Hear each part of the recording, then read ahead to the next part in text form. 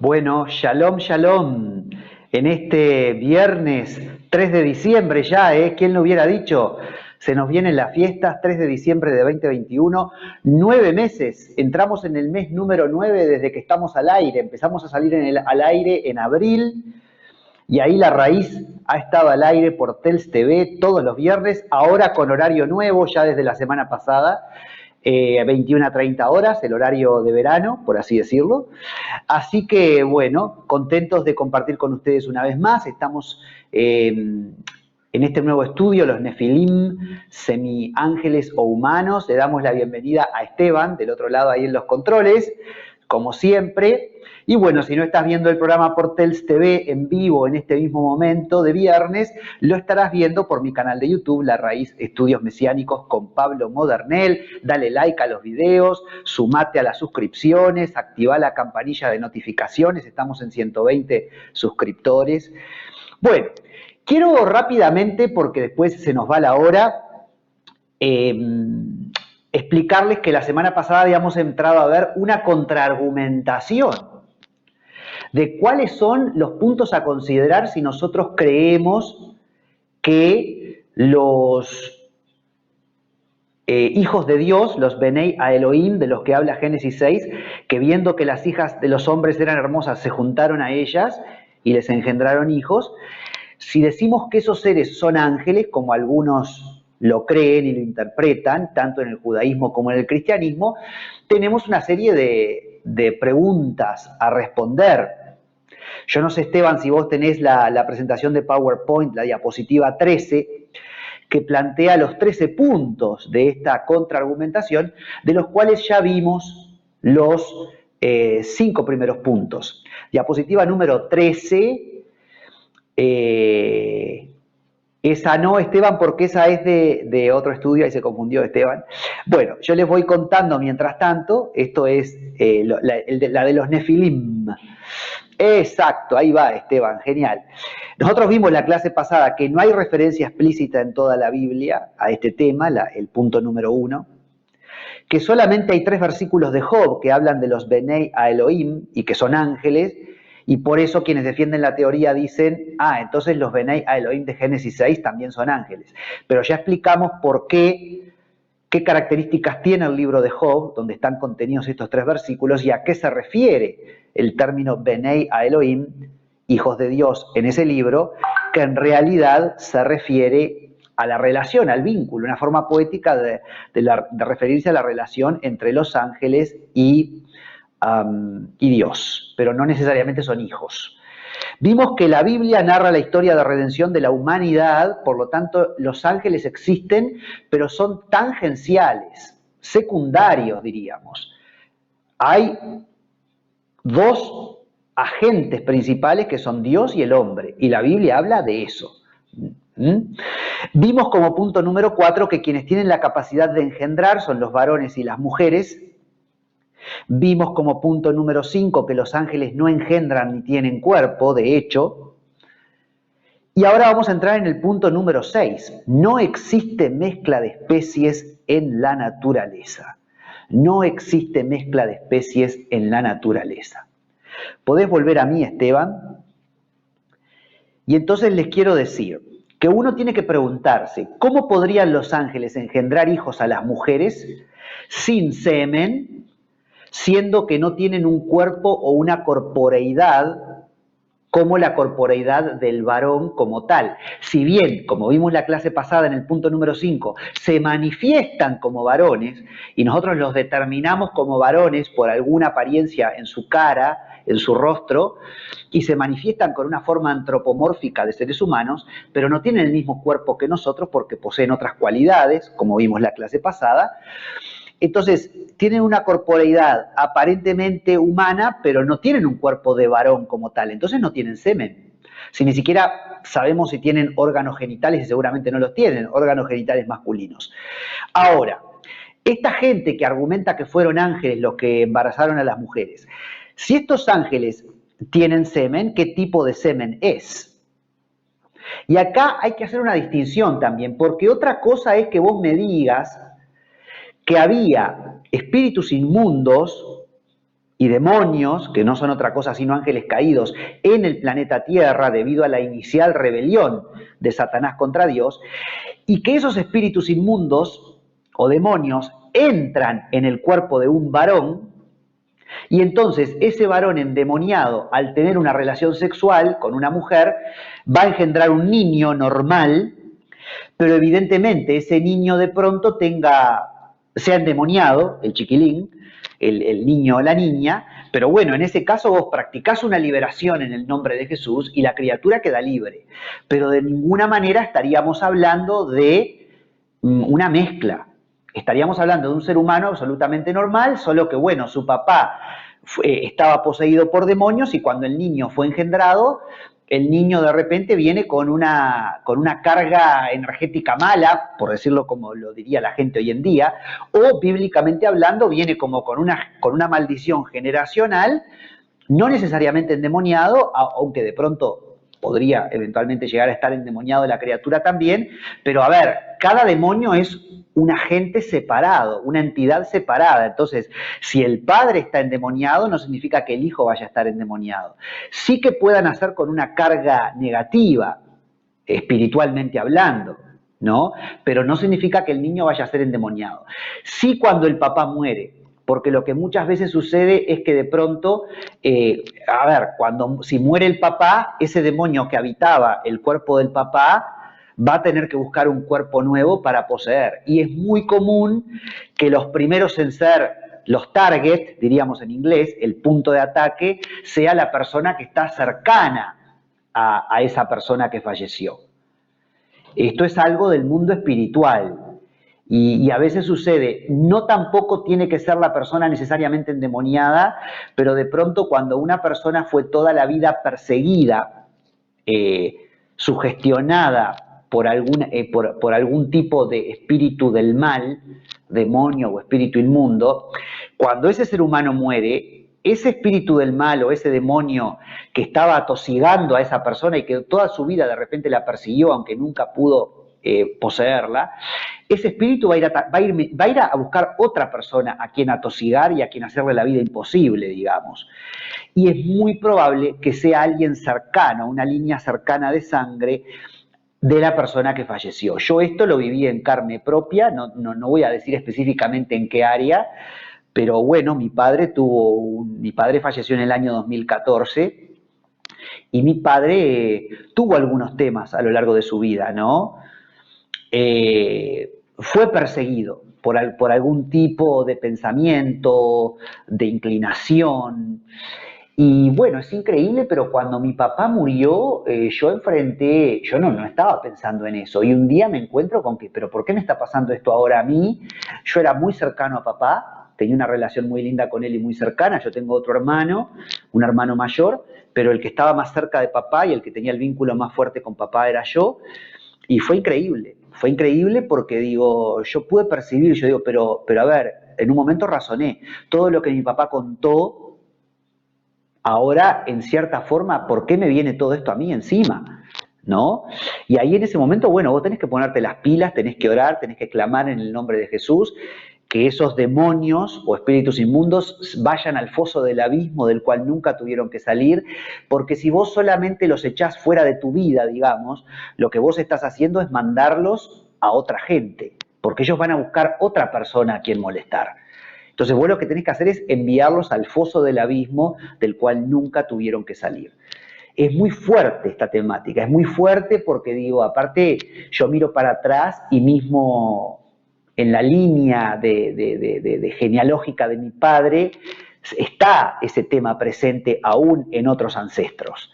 Entonces es tremendo. Vieron, por ejemplo, a ver, voy a decir algo que no quiere decir que siempre sea así, porque no podemos tampoco mezclar siempre lo psicológico con lo espiritual. Pero a veces una cosa es que la persona tenga una inclinación psicológica que la lleva a suicidarse. Y otra cosa es que la persona se suicide porque realmente fue, si no poseída, fue confundida por un espíritu del mal que lo instó a que acabara con su vida.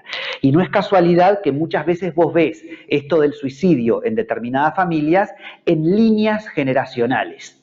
Vos tenés una línea generacional donde hay alguien que se suicida, y después vos pasás a la siguiente línea generacional y encontrás otra vez a alguien que se suicida, y pasás a la siguiente línea generacional y encontrás lo mismo. Y a ver, en algún caso vos podés asociarlo a, bueno, lo que pasa que pasó una gran depresión, perdió el trabajo, tuvo una enfermedad terminal, y eso lo llevó a querer suicidarse. Pero hay veces donde vos decís, pero en el caso de esta otra segunda línea generacional o tercera línea generacional, no había ningún motivo aparente para que esa persona se suicidara. Y sin embargo, también se suicidó. Entonces, a veces hay que ver si no hay que atacar, porque una cosa es lo psicológico, pero otra cosa es lo espiritual. Y hay que ver si no hay que atacar algún espíritu inmundo o demonio que tenga que ver con suicidio y que tenga que ser echado fuera. Y si vos solamente lo echás fuera, pero vos no lo mandás al foso del abismo, ese bicho va a seguir buscando a quién entrar, a quién arruinarle la vida en esa misma familia o si no, fuera de esa familia. Por eso es importante enviar al foso del abismo del cual nunca tuvieron que salir.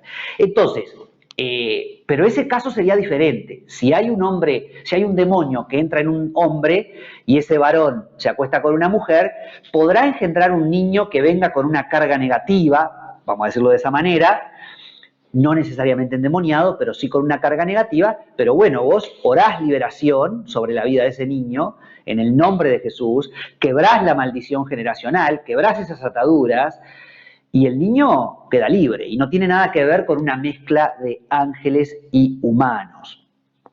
Ahora, si esos seres no tenían cuerpo de varón y por lo tanto engendraron en las mujeres, pero no engendraron en las mujeres con un semen biológico de varón, sino con un semen de un alienígena, con una especie de semilla o simiente de un alien o de un extraterrestre, ahí nosotros tenemos que preguntarnos si sería posible, si sería compatible una simiente de un ángel caído con un óvulo de mujer, si sería compatible y si podría generarse la vida. En ese caso, que estaríamos hablando de una generación transespecie, donde hay dos especies, los ángeles y los seres humanos mezclándose para dar a luz. Y uno acá tiene que preguntarse, ¿pueden las especies mezclarse y engendrar? Mismo dentro de los animales, un perro y una gata, ¿pueden juntarse y engendrar? No. Una mona y un cerdo, ¿pueden juntarse y engendrar? No. ¿Un cocodrilo y un elefante pueden juntarse y engendrar? No, no pueden generar nueva vida. No sucede en la naturaleza. Entonces, ¿cómo la Biblia no hablaría claramente si hubiera sucedido con el ser humano, entre el ser humano y los ángeles? ¿Sí?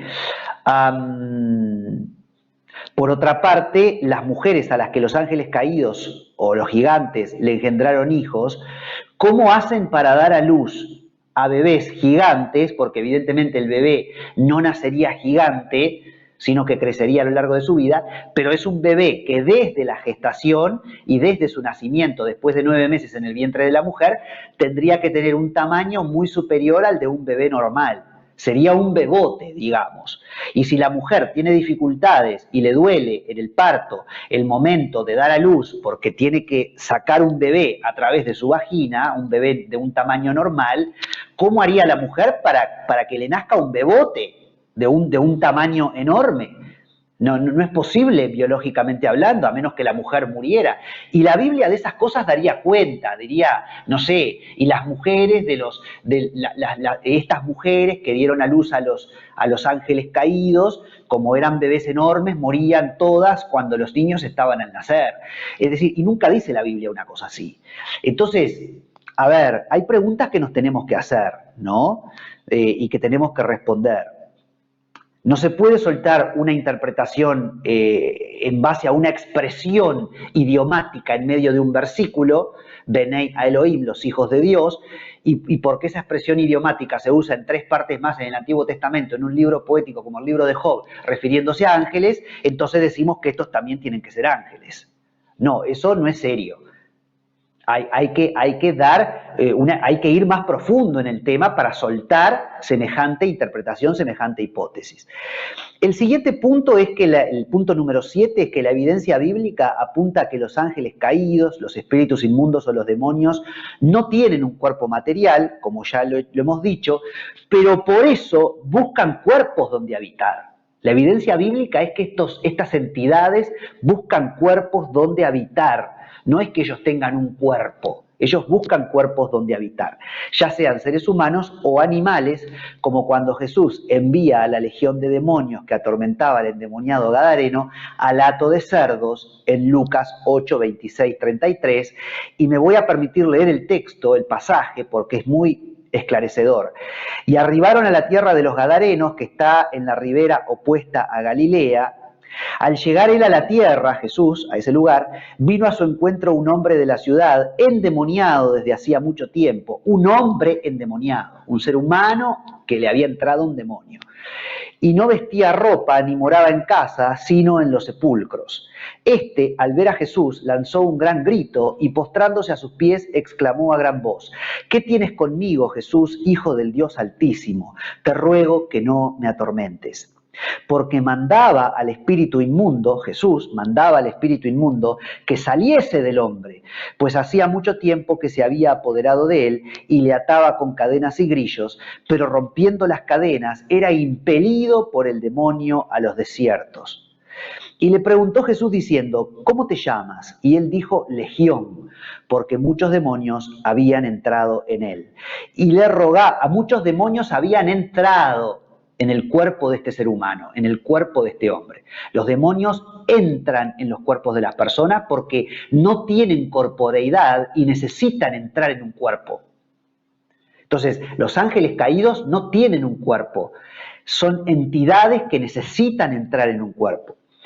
Y le rogaba que no los mandase ir al abismo. Jesús los manda a ir al foso del abismo. Por eso digo yo, si vos algún día tenés que echar fuera un demonio o un espíritu inmundo, no solamente que esté dentro de la persona, sino que de pronto vos sentís una opresión espiritual de algo que te está tosigando y que te das cuenta que no es psicológico ni emocional, sino que es espiritual, vos tenés que enviar eso al foso del abismo, lugar desde el cual nunca debieron de salir. Había allí un hato de muchos cerdos, continúa el relato, que pasían en el monte, y le rogaron los demonios que les dejase entrar en ellos y les dio permiso. Jesús les dio permiso. Y los demonios, salidos del hombre, entraron en los cerdos. Y el hato se precipitó por un despeñadero al lago y se ahogó. Entonces, sí existe la posibilidad de que los demonios entren en el cuerpo de los hombres, pero eso no tiene nada que ver con que los demonios puedan engendrar una raza nueva de gente que son mitad ángeles y mitad seres humanos. Y vemos además el tremendo control del Señor sobre los demonios. Jesús les dio permiso, dice el texto en Lucas, para que ellos fueran y entraran en el hato de cerdos, y siempre los demonios buscando un lugar, un cuerpo que poseer, y si no es un cuerpo de seres humanos, que sea un cuerpo de animales. Satanás tampoco tenía cuerpo en el Edén, y le fue necesario hacerse visible poseyendo a la serpiente, entrando en un animal. La serpiente no era Satanás, la serpiente era un animal que estaba en el huerto del Edén, con determinadas características. Algunos argumentan que si el Señor la condena obligándola a que empiece a reptar por el suelo una vez que hizo caer al hombre y la mujer, algunos esgrimen el argumento de que en un comienzo las serpientes caminaban erguidas, no eran animales que se arrastraban por el suelo. Bueno, pero fuere como fuere, la serpiente era un animal más de la creación. Satanás lo que hace es entrar en la serpiente, como podría haber entrado en cualquier otro animal. Y desde ese lugar se le presenta al ser humano, a Adán y a Eva. Entonces siempre, aún el propio Satanás, necesitaron un cuerpo que poseer según lo que dice la Biblia. Vos podés interpretar lo que quieras. Yo te estoy hablando de lo que dice la palabra de Dios. El punto número 8 es una raza híbrida. Si hubiéramos tenido una raza híbrida entre los ángeles y las mujeres, ¿podría esa raza ser redimida? ¿Podría esa raza ser redimida? Siendo que la Biblia dice que la sangre de Cristo redime ángeles, estos seres, ángeles, seres humanos, ¿podrían ser redimidos por la sangre de Cristo? Son preguntas que nos tenemos que hacer. No, alguien me diría, no, no pueden ser redimidos como los de la teoría, no, no pueden ser redimidos porque son una raza maldita, ¿no? Son 50% ángeles caídos. Pero yo te puedo contraargumentar y decir, sí, son 50% la simiente de ángeles caídos, pero son 50% el óvulo de una mujer. Y Cristo murió por los seres humanos. Entonces, ¿por qué no pueden ser redimidos completamente? ¿Sí? Entonces sí podrían ser redimidos porque tienen 50% de humanidad, pero no podrían ser redimidos porque tienen 50% de ángeles y la sangre de Cristo no se derramó por los ángeles. Jesús no muere por los ángeles. Entonces, esta es una pregunta sin respuesta. Si podría una raza híbrida ser redimida, ni sí ni no. ¿Y por qué es una pregunta sin respuesta? No solamente porque fuera un misterio que no podemos revelar o que no sabemos y no tenemos por qué saber, como dicen algunos maestros del judaísmo, no.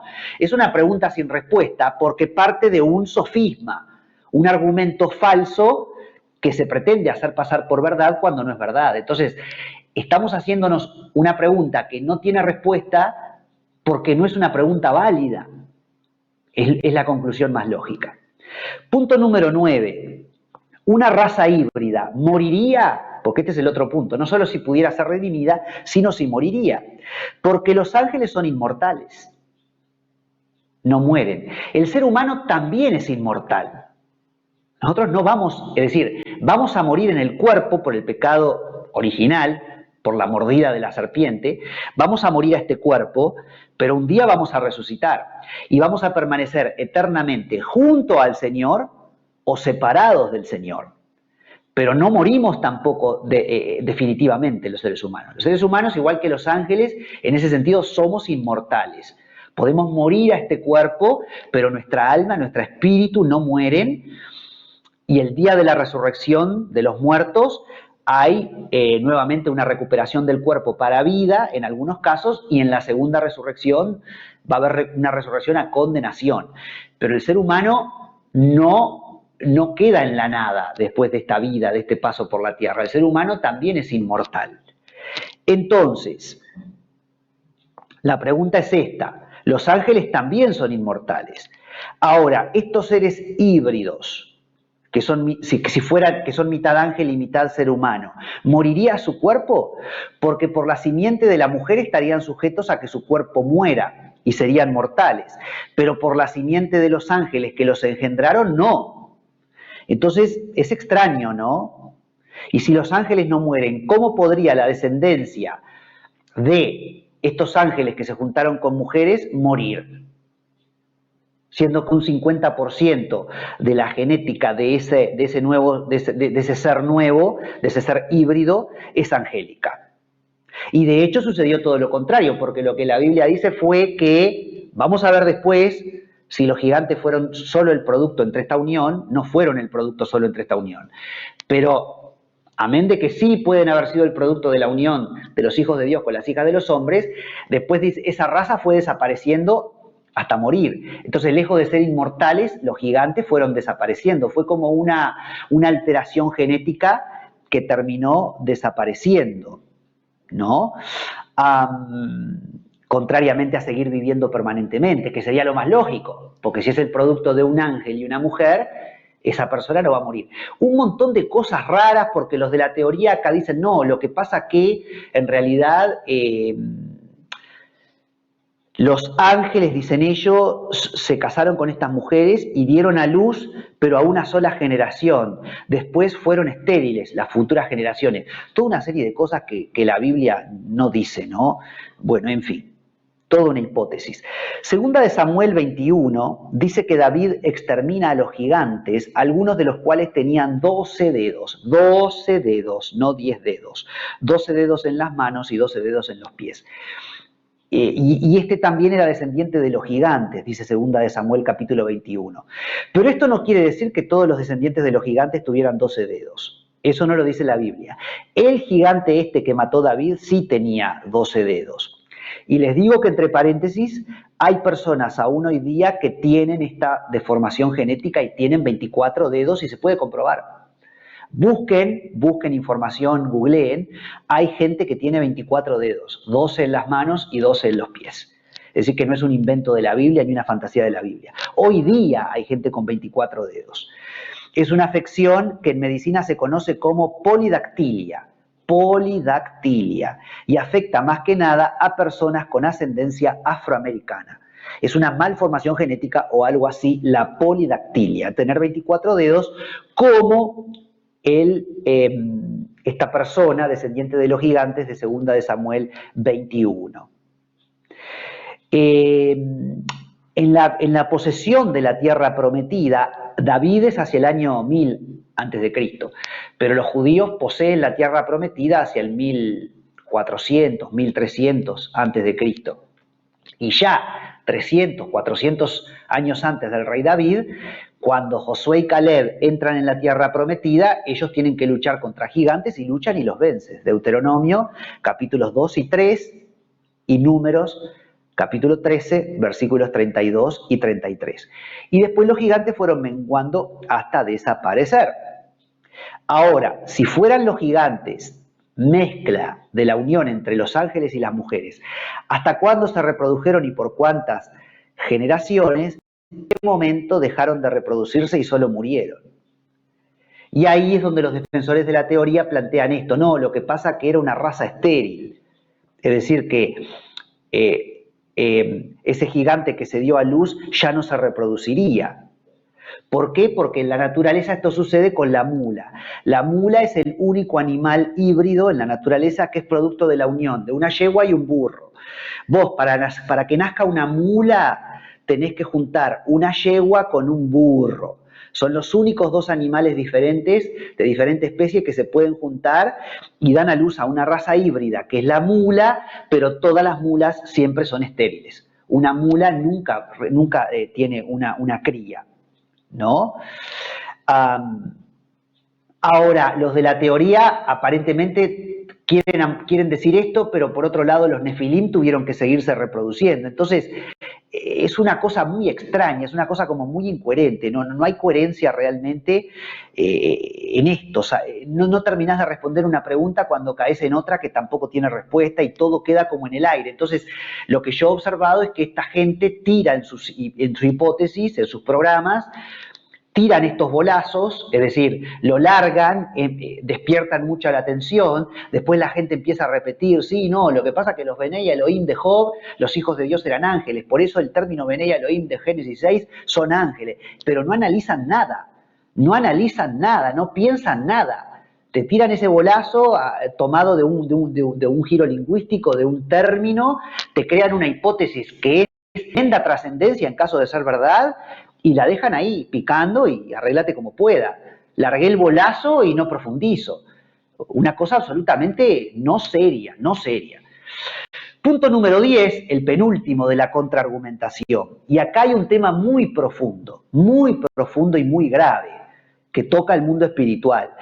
Yo cuando hablé al principio, hice referencia incluso a la gente que apoya la hipótesis de que fueron ángeles que se juntaron con mujeres, dije que no es un tema que afecte tu salvación.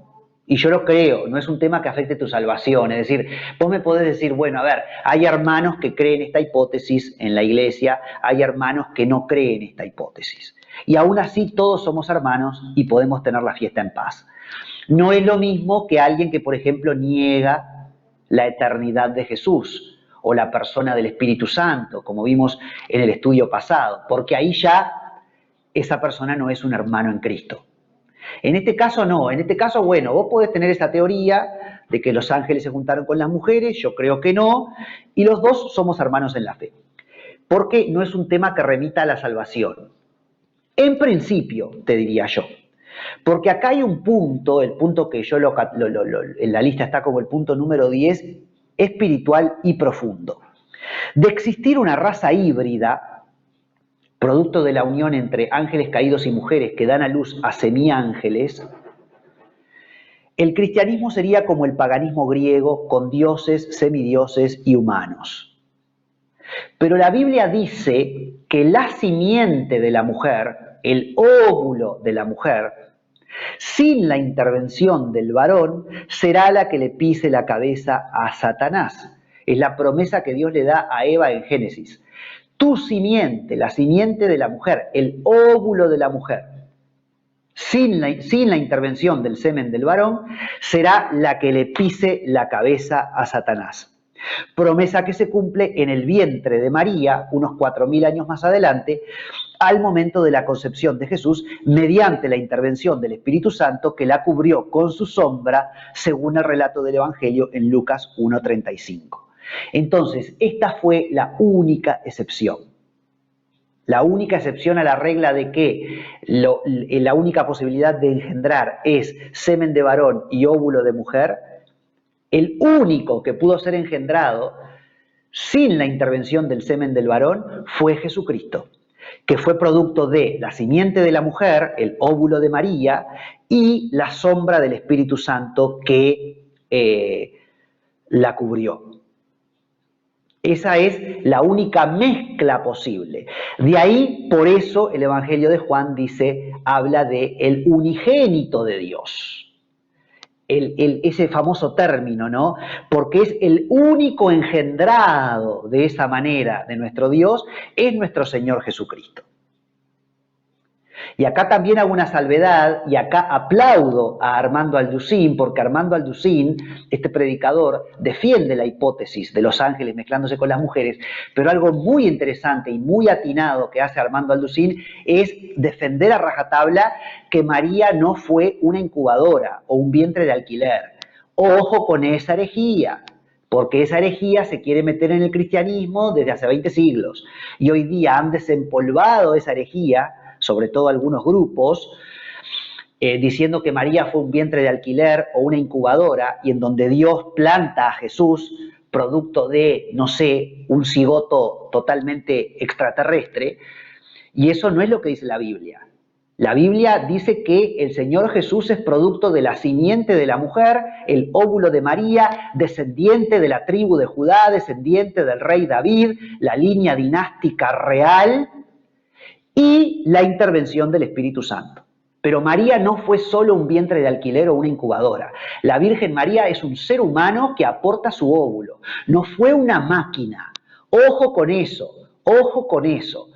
Y el Señor le da la posibilidad a María. Y María, que tiene un corazón humilde y que es una persona que evidentemente vino de una genealogía muy cuidada, muy mimada, porque es descendiente de la tribu de Judá, María en libertad acepta ser la madre de nuestro Señor, como después lo dice Elizabeth en el Evangelio. ¿Quién soy yo para que la madre del Señor, para que la madre de Jesús, de Dios, venga a verme? ¿Sí? Esto está en Lucas 1:43, porque a veces nosotros también los evangélicos nos ponemos como locos con los católicos cuando los católicos dicen que María es la madre de Dios. A ver, Lucas 1:43, el Evangelio dice, ¿quién soy yo para que la madre de mi Señor, la madre de mi Dios, venga a verme? Sí, María es la madre de Dios. No es la madre de Dios porque lo haya antecedido a Jesús. No, Jesús es eterno, María era una simple mujer que tuvo un nacimiento y tuvo una muerte, como todos nosotros. Pero en su condición de madre, en su condición de quien con su óvulo contribuye para la manifestación humana de Jesús, es madre y fue madre de Jesús. Y si Jesús es Dios, fue la madre de Dios. Ahora, eso en la doctrina católica está clarísimo explicado. Y en el Evangelio lo dice claramente. Lo que pasa es que nosotros a veces queremos, no, porque entonces María es diosa. No tiene nada que ver con lo que dice la Iglesia Católica. Es decir, yo puedo tener muchas cosas en contra de la Iglesia Católica y pararme de punta contra un montón de doctrinas de la Iglesia Católica que no comparto, porque por eso yo soy evangélico. Y por eso yo soy protestante y no vuelvo a la Iglesia Católica. ¿Tá? Pero de ahí a mezclar las cosas y a querer decir a la Iglesia Católica lo que la Iglesia Católica no dice, y endilgarle a la Iglesia Católica una doctrina que la Iglesia Católica no tiene, no.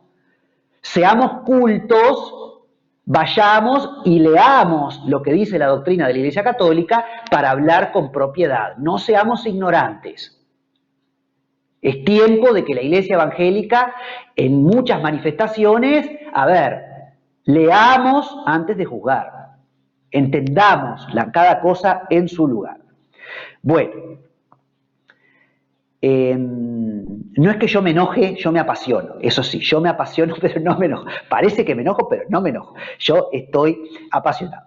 Entonces, el problema acá de la teoría de los que dicen que los ángeles se juntaron con las mujeres y dieron a luz a una raza de semidioses, es que entonces vos estás diciendo que hubo no solamente un Jesucristo, producto del óvulo de María y la sombra del Espíritu Santo, sino que hubo muchos otros seres que fueron producto de óvulos de mujeres con simiente de ángeles que vinieron desde el cielo, aunque fueran caídos. Entonces ahí vos me estás poniendo estos Nefilim, esta mezcla híbrida, prácticamente que a la altura de nuestro Señor Jesucristo. Y le estás quitando al Señor Jesucristo la posibilidad de ser único y unigénito. Y esa posibilidad, esa categoría única y especial en la que solamente entra Jesucristo, que es Dios. Entonces, ojo con esta teoría. Yo digo, no creo que afecte la salvación, pero ojo con esta teoría. Y ojo con creer esta teoría y de pronto a lo que te pudiera llevar. Y si más vale no poner las barbas en remojo y rever a los que crean, a los que tengan esta línea interpretativa. Y aquí, quienes sustentan la teoría de los ángeles caídos, tienen sí un punto interesante, esto es interesante, y es que creen que Satanás, sabiendo que la simiente de Eva le pisaría la cabeza a través de María, 4000 años después, o Miriam, porque el nombre de María es Miriam en hebreo, lo que pasa es que yo amo el nombre María, es un nombre hermoso como suena, por eso me gusta decir María en vez de Miriam. Pero entonces, Satanás, sabiendo que la simiente de Eva a través de Miriam o María, 4000 años después, le pisaría la cabeza, él trató de corromper la genética humana, dicen los que argumentan a favor de esta teoría. Y lo hizo a través de usar a los ángeles caídos para que se juntaran con las mujeres, dicen ellos, ¿no? La idea es interesante, que a Satanás le hubiera gustado corromper la genética humana, pero la Biblia no dice eso en Génesis, no dice que Satanás queriendo corromper la genética humana hizo eso. No, la Biblia dice en Génesis que viendo los hijos de Dios, que las hijas de los hombres eran bellas, las eligieron por bellas. ¿No diría la Biblia, si el otro fuera el caso, que queriendo corromper el linaje de los hombres, los ángeles caídos tomaron para sí mujeres? Pero la palabra no dice eso. El libro de Enoc lo dice, un libro apócrifo y pseudoepígrafo que quienes sostienen la teoría citan todo el tiempo. Tampoco dice la Biblia en Génesis 6 que la maldad de los hombres fue producto de la maldad de los ángeles caídos. Lo que dice Génesis 6:6 es, y se arrepintió el Señor de haber hecho hombre en la tierra y le dolió en su corazón. La Biblia no dice que a Dios le dolió haber hecho mujeres que desobedecieron y se juntaron con ángeles caídos y dieron a luz a gigantes. La Biblia habla de la maldad del hombre, de los hombres, ¿sí? Ya sean Benei a Elohim o Benei a Adán, es lo mismo. Es la maldad de los hombres en general. Satanás además no tiene un poder ilimitado, él está supeditado al Señor, lo vimos en el propio libro de Job, donde se le dice como hijo de Dios, ¿no? Satanás, bueno, en realidad de los otros ángeles, Satanás queda ahí un poquito al margen, pero Satanás no puede hacer que el sol deje de brillar o traer un terremoto que nos destruya a todos, que él no tengo dudas que lo querría hacer. ¿Podría él entonces lograr que su séquito de ángeles engendren cuando los ángeles no pueden engendrar? ¿Cuando fueron diseñados para otro fin? Entonces no le demos a Satanás un lugar que la palabra no le da, un poder que la palabra jamás le atribuye. Ojo con eso. Por eso yo digo, guay, con quienes sostienen esta teoría. Guay es una expresión que yo uso como para decir, opa, atenti, atención. Puede ser muy serio el tema. Y ojo con darle a Satanás un lugar de preeminencia prácticamente como al lado de Dios, porque eso es lo que hacen las logias y las sectas luciferinas. Pero no hay dos dioses, hay un solo Dios, Padre, Hijo y Espíritu Santo. Muy bien, llegamos al último punto de la contraargumentación, y esto está, vamos de vuelta, Esteban, a la diapositiva 13. Vamos a hacer un poquito, un repasito para que ustedes vean. No hay referencia explícita en toda la Biblia de este tema, de unión de ángeles con mujeres. Los 3 versículos de Job se pueden explicar diciendo hijos de Dios en referencia a ángeles, porque es un libro poético. La Biblia narra la historia de redención de la humanidad. Los ángeles están por fuera, son tangenciales. Quienes engendran son los varones y las mujeres. Los ángeles no engendran ni tienen cuerpo. No existe mezcla de especies en la naturaleza. Los demonios y espíritus inmundos buscan cuerpos que poseer. No puede haber redención para una raza híbrida, pero porque no existe una raza híbrida. La raza híbrida sería inmortal, pero como no existe, no está tampoco. El tema de la imitación satánica lo acabamos de ver, ojo con eso. Y llegamos al último punto, los ángeles de Judas 6 y de segunda de Pedro 2:4. Porque la gente de la hipótesis, que sostiene la hipótesis, dice no, pero Judas 6 y segunda de Pedro 2:4 habla de estos semiángeles, de estos nefilín, de estos gigantes. Bueno, en la siguiente diapositiva tenemos estos 2 textos. En la diapositiva número 15, Esteban. En la diapositiva la siguiente, la número 15, acá están estos famosos 2 textos. Vamos a verlos. Yo no tengo miedo a ir y analizar lo que me dicen. A ver, Judas 6. Y a los ángeles que no guardaron su dignidad, sino que abandonaron su propia morada, los ha guardado bajo oscuridad en prisiones eternas para el juicio del gran día. Entonces, la gente que defiende la hipótesis dice, estos ángeles que no guardaron su dignidad son esos vigilantes, esos ángeles caídos, que no guardaron su dignidad, dicen ellos, porque justamente tuvieron relaciones sexuales con las mujeres, entonces hicieron algo que no le era propio a su cuerpo. Eso es no guardar su dignidad, según los defensores de la teoría.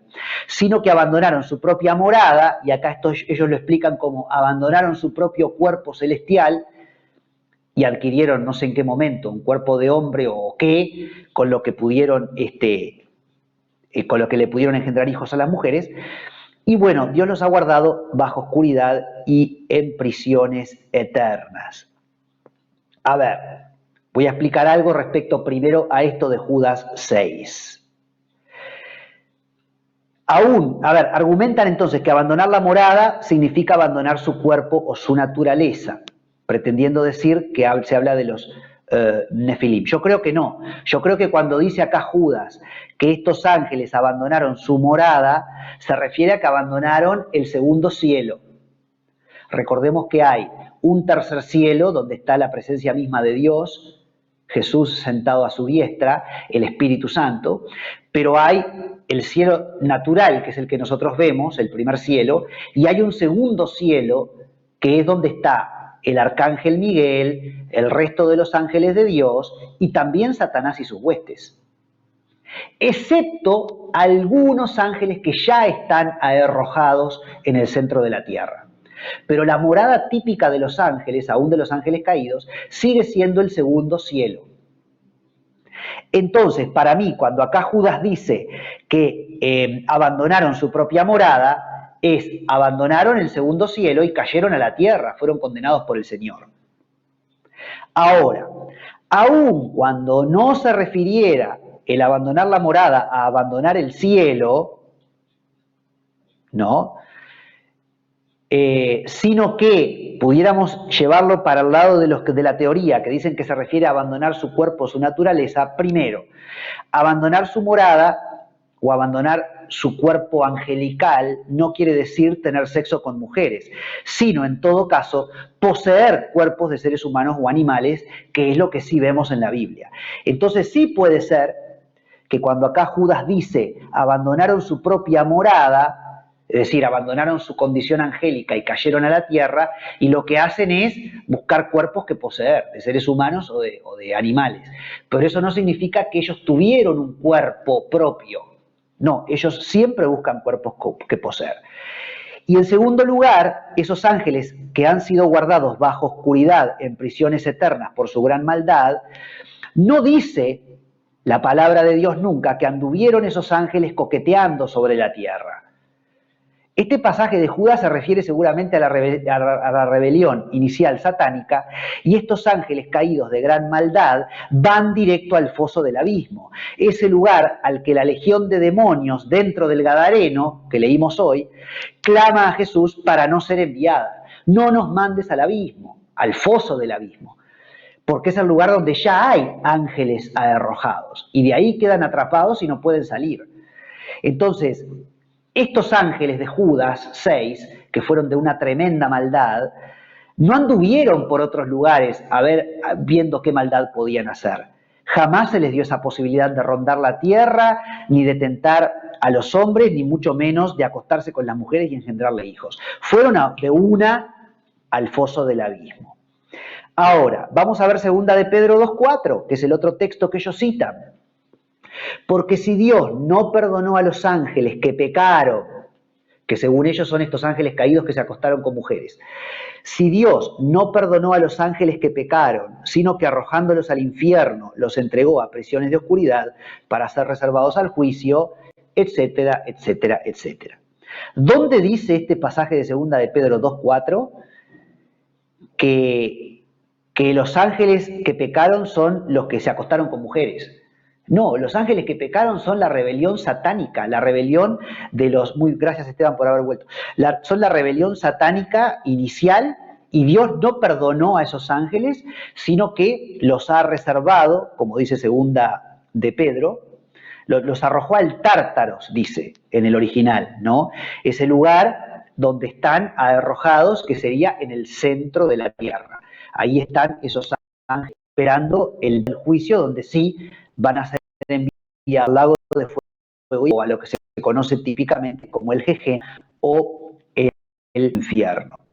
Hay que ver que el Señor arrojó a algunos ángeles en el foso del abismo. El Señor, lo vuelvo a repetir porque la señal un poco está quita.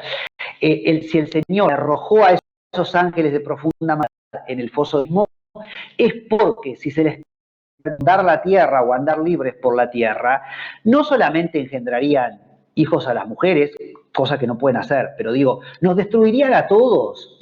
Son de una tal profunda maldad que nos destruirían a todos. Y el Señor decidió arrojarlos en el centro de la tierra por ese motivo.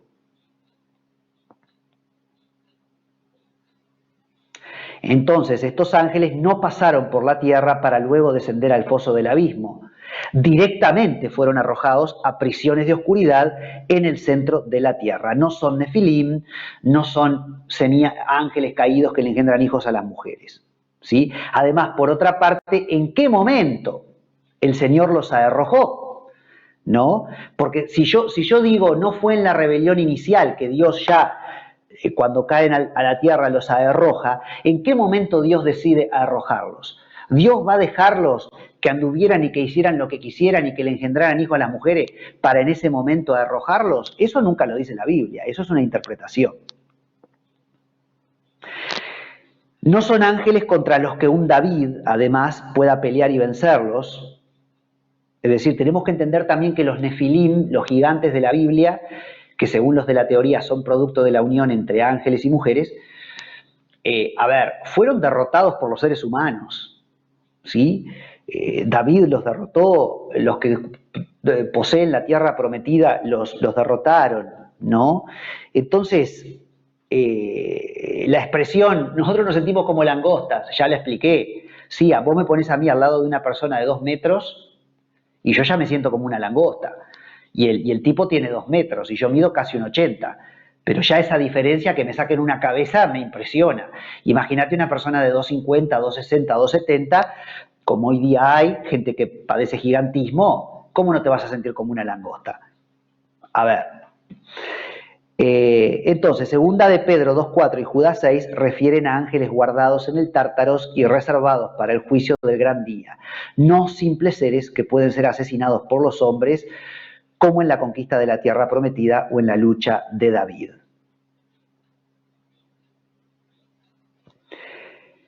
Este es el peligro de formar una doctrina a partir de un versículo aislado o de términos aislados, que a su vez no condicen con otros versículos si los interpretamos mal.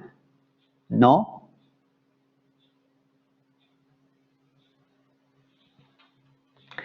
Yo acá podría decir otra cosa, pero bueno, vamos a dejarla ahí. Porque ¿qué pasa? Yo he escuchado tanto las enseñanzas de los que sostienen la hipótesis para poder entender y para poder tener todos los argumentos de ellos para después poder contrarrestarlos. Que miren, es tan grande el nivel de fantasía, en fin. Yo ya más o menos lo planteé, llegan a decir que la serpiente embarazó a Eva y Caín fue hijo de la serpiente y Eva porque es la simiente de Satanás, porque la Biblia en Génesis habla de que tu simiente, le dice la mujer, le pisará la cabeza a la simiente de Satanás. Entonces, Satanás también tiene que tener una línea genética. No, amados. Evidentemente, cuando le dice la simiente de Satanás, se refiere a Satanás y sus huestes, a Satanás y el séquito de ángeles que con él se rebelaron, pero no habla de hijos de Satanás en el sentido de Satanás engendrando hijos. En fin, es tremendo, ¿no? A lo que nos puede llevar una mala interpretación inicial. La Biblia no se interpreta así, la Biblia no se interpreta tomando vocablos aislados o textos aislados, sino cómo podríamos interpretar, por ejemplo, Éxodo 7:1, cuando Dios le dice a Moisés, yo te he constituido Dios ante Faraón. El término en hebreo es Elohim. Dios, Elohim, le dice a Moisés, yo te he constituido Elohim ante Faraón, yo te he constituido Dios ante Faraón. ¿Acaso Moisés era Dios? No, Moisés era un simple ser humano. Pero en ese momento, en esa misión que él va a cumplir ante Faraón, cuando Dios le dice en Éxodo 7:1, yo te he constituido Dios, no quiere decir que Dios a Moisés lo transformó en un Dios. Quiere decir que le da un poder especial y que Dios se va a manifestar a través de él para liberar al pueblo. Lo mismo pasa con el Salmo 82, versículo 1. Dios está en medio de los dioses juzga. El Salmo dice en hebreo, Elohim está en medio de los Elohim. Entonces, ¿qué pasa? Entonces existe Elohim, Padre, Hijo y Espíritu Santo, pero también hay otros dioses. No, en ese caso el término Elohim, porque además tenemos que leer todo el Salmo 82, no solamente quedarme con un versículo en hebreo, tengo que leer todo el Salmo 82, todo el contexto. Y el Salmo, evidentemente, está hablando del juicio a los poderosos, el juicio a los magistrados, el juicio a los nobles, a los reyes. Y como vimos, el término Elohim en hebreo, que es un idioma conceptual, no solamente significa Dios, y no solamente es uno de los títulos de Dios, sino que también significa jueces, nobles, magistrados. Entonces, el Salmo 82 lo que está diciendo es, Dios está en medio de los magistrados, y en medio de los magistrados o en medio de los jueces juzga. No está diciendo, Dios está en medio de los dioses, que son los ángeles caídos. Eso es una interpretación caprichosa. Por favor, vamos a interpretar la Biblia en todo su contexto, ¿sí? Se me ha ido casi la hora, pero quiero de vuelta decir algo, ¿no? Para ir redondeando la clase de hoy. El texto sagrado en Génesis 6 respalda la hipótesis que ahora viene la parte linda del estudio, que es, bueno, ¿por qué yo creo que los hijos de Dios, los Benei a Elohim, que viendo que las hijos de los hombres eran hermosas, les engendraron hijos? Yo creo que esos Benei a Elohim son la línea de Set, que se junta con la línea de Caín, básicamente, ¿no? Dice el pasaje de Génesis 6, ustedes después lo pueden leer, Génesis 6 de versículos del 1 al 8, especifica el pasaje que se acorta la vida del hombre a 120 años. Antes, los seres humanos vivían casi 1000 o mucho más de 120 años, ¿no? Por eso también se reprodujeron muchísimo, tanto la descendencia de Caín como la descendencia de Set, como el propio Adán, reproduciendo, imagínate, 900 años. Imagínate. cuántos hijos podés tener, cuánta descendencia podés tener. Y al vivir tantos años, también esa gente alta, lo mismo que el resto de los humanos, mucho, es decir, Elim, esos ángeles que fueron como una variación genética, que surge la unión de la línea de Set con otra línea genética, la de Caín, bueno, también hubo posibilidades de que quedaran, ¿no? Hasta que se acorta la vida de los seres humanos, según dice Génesis 6:3. Por la maldad que podríamos desarrollar. Tenemos que entender que no es que esto fue un acto de inmisericordia de Dios, sino un acto de misericordia de Dios. Porque si el ser humano se va corrompiendo y llega a una tremenda maldad, y bueno, más vale que se muera a los 100 años o 120 años, porque si vive hasta los 900, ¿cuánta maldad va a causar en la tierra? Era una situación generalizada esta de la maldad. No solo era que la descendencia de los hijos de Dios que se juntaron con las hijas de los hombres fue maldita. No, en general venía la cosa mal. Todos venían incurriendo en una maldad antes del diluvio. ¿Sí? Entonces, lo más lógico sería entender que esa mutación genética se mantuvo y quizá derivó en lo que hoy día se conoce como acromegalia o gigantismo, o quizá no tenga nada que ver, ¿no?, la acromegalia y el gigantismo de hoy día con aquellos gigantes iniciales de hace miles de años, porque ya lo dije, la acromegalia y el gigantismo no es hereditaria y aparentemente el tema de los gigantes en la Biblia sí. Ahora, en contraposición a la situación de depravación, y con esto vamos a cerrar la clase de hoy, en contraposición a la situación de depravación que provoca el acorte de días a 120 años, dice Isaías 65:22 que nuestros días en el milenio serán como los días de los árboles. La gente volverá a vivir en ese periodo unos 1000 años. Es como una restauración al tiempo prediluviano, ¿sí?, a los orígenes de la humanidad. Miren, es precioso el texto de Génesis. Según los días de los árboles serán los días de mi pueblo, dice el Señor en Isaías. Y me gustaría ir a la diapositiva número 16, Esteban, porque ahí tenemos una diapositiva de un árbol de olivo, como un ejemplo de árboles milenarios. Ustedes saben que hay árboles que viven durante miles de años, es decir, cientos de años, hasta 1000 años, como por ejemplo los olivos. Qué lindo pensar que en el milenio la humanidad va a vivir nuevamente 1000 años. La siguiente diapositiva hay otro árbol añejo, quién sabe de cuántos años, ¿no?, cuántos siglos ha visto pasar ese hermoso árbol en ese jardín, y así también nosotros un día vamos a volver a vivir 1000 años durante el milenio y después, por supuesto, la eternidad, ¿verdad? Y todavía, si vamos a una diapositiva más, vemos un tremendo tronco ahí con dos personas que lo están abrazando. Miren el tamaño de esos seres humanos. Qué lindo, ¿no? Tremendo. Un árbol añejo, un árbol que tiene miles de años. Y bueno, nosotros también, según la promesa, y ahora podés volver a mí, Esteban, y con esto terminamos, según la promesa de Isaías 65:22, según los días de los árboles serán los días de mi pueblo. Y el contexto de Isaías 65 ahí es el milenio. Para los que no saben o no entienden, nosotros pensamos, la Iglesia de Jesucristo, el cristianismo, católicos, protestantes u ortodoxos, y judíos mesiánicos, estamos todos esperando el retorno de nuestro Señor Jesucristo en las nubes del cielo para establecer en el planeta Tierra un gobierno de 1000 años que en general se cree que es literal. Son 1000 años literalmente.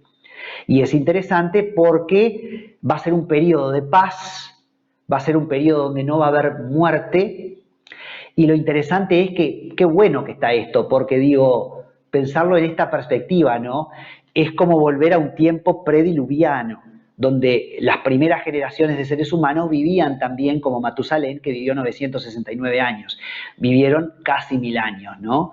Después de todo esto, bueno, hay todo un desarrollo de la historia, ¿no?, de cómo va, qué va a pasar después del milenio.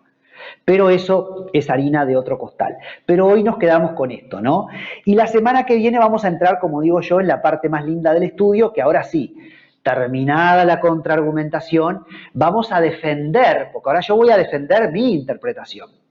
Porque así como contraargumenté, yo ahora no solamente voy a decir, bueno, yo pienso esto, los hijos de Dios son los hijos de Set, que se juntan con las hijas de Caín y listo. No, no. Yo voy a dar toda la argumentación y toda la defensa para entender que es muy lógico pensar que la Biblia, cuando dice esto, va en esa línea. Los hijos de Dios viendo que las hijas de los hombres eran hermosas. Así que bueno, prepárate para la semana que viene. ¿Sí? Te espero en este nuevo horario, 21:30, o si no en mi canal de YouTube, La Raíz Estudios Mesiánicos con Pablo Modernel. Esteban Morales, ahí en los controles, muy agradecido te estoy. Y bueno, estamos en contacto. Shavua Tov, buena semana para todos. Y les digo, Hag Urim Sameach, para los que están viendo el programa en vivo y en directo, porque esta semana, del 28 de noviembre al 6 de diciembre, se celebra Hanukkah, la fiesta de la dedicación o de las luces, que va a haber un programa especial una vez terminado este estudio, que yo voy a hacer respecto a esta fiesta, pero como está sucediendo ahora, yo le digo al amado pueblo judío, Hag Urim Sameach, feliz fiesta de las luces o de la dedicación.